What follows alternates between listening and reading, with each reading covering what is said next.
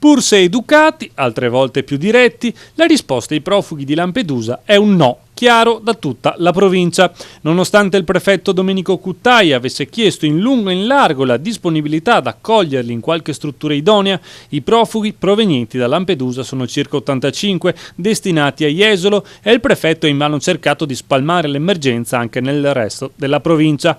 Ma i primi cittadini, soprattutto quelli leghisti, sulla scia di Zaia hanno ovviamente declinato la richiesta, considerando che si fa fatica in questo momento ad aiutare anche gli stessi cittadini dei vari comuni, figurarsi gli immigrati.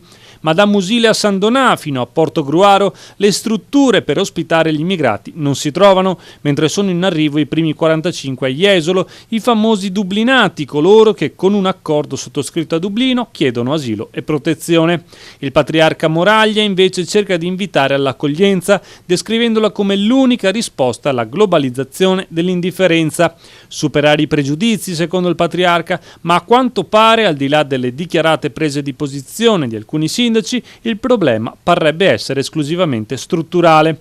Milanese e Riviere in primis, che si trovano a dover fare i conti con sfratti esecutivi che colpiscono la popolazione, figuriamoci riuscire ad aiutare altri profughi in arrivo. Da una parte dunque la Chiesa, che invita all'accoglienza a superare le ideologie politiche, dall'altra la realtà dei fatti, che vede i comuni già in difficoltà per conto loro.